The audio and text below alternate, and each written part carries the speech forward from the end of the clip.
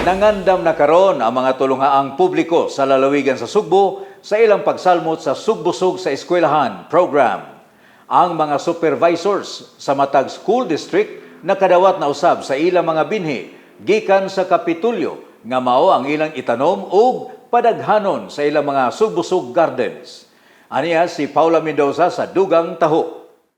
Sugda na karong Hulyo 1 ang pagpananom sa mga binhi ug mga liso alang sa sugbusog sa eskwelahan.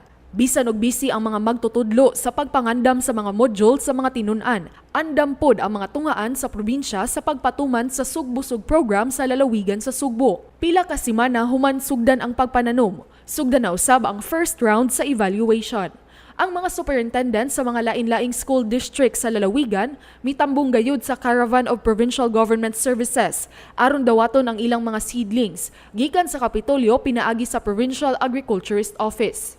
Ang maong mga seedling gihatag usab sa Department of Agriculture ngadto sa Kapitolyo isip kontribusyon niini sa sugbusog nga programa sa lalawigan sa Sugbo. Ang maong mga binhi sa mga utanon mao ang ilang padaghanon ug pasanayon sa mga magkadaiyang garden sa ilang mga tunghaan.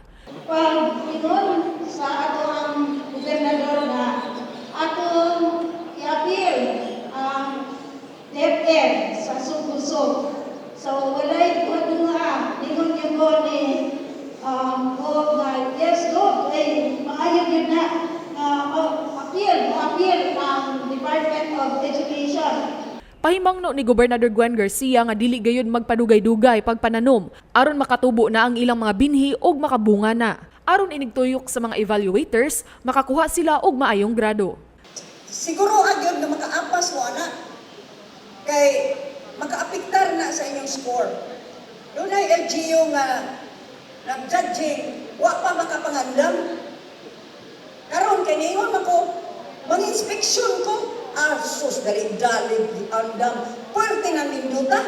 Nakadawat usab ang mga hepe sa kapulisan sa 4 distrito ug mga binhi ug liso nga ilang gamiton sa ilang pagpananom kay dili lang sugbusog sa eskwelahan ang mahitabo dinhi sa probinsya apan aduna usab sugbusog sa istasyonan. Kini tungod kay ang mga kapulisan mananom na usab sa ilang istasyonan sa pulis.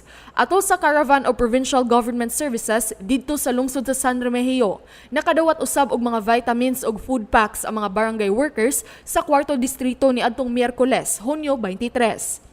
Ang mga kabataan nga baldado og adunay kakulian sa panglawas, nakadawat usab og assistive devices nga gitawag nga pedia wheelchair. Ang mga hamtong na nga mga baldado nakadawat og lain-laing mga assistive devices sama sa cane, quad cane, walker o crutches. Nang apod-apod usab og agri-fishery insurance claims alang sa mga mag-uuma nga nakahiagom og kadaot sa ilang umahan. Pasidungog sa best performing LGU sa Bugasan sa Kababayin-an sa 4 distrito. Si San Remigio Mayor Mariano Martinez kauban ang mga opisyales sa 4 distrito mipadayag sa ilang suporta sa mga programa ni Gobernador Gwen Garcia ug sa mga polisiya niini dinhi sa lalawigan sa Sugbo tungod kay ilang nakita nga mulaban gayud si Garcia alang sa kaayuhan sa mga Sugboanon. Puro kailangan pagpilit sa atong gobernador. Bahid na issue ba sa OFWs. Nilabanan yun niya ang mga katawan. Labi na ang mga kanang powerless o speechless. Kami ng lungsod nakapasa ng resolution in support.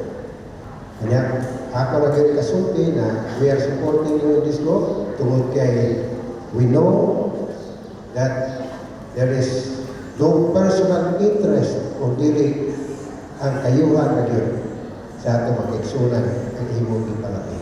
Si Gobernador Gwen Garcia subling mipasalig nga buhaton gayud niya ang tanan nga makapadangat sa serbisyo ug mobarog alang sa kaayuhan sa matag Sugboanon.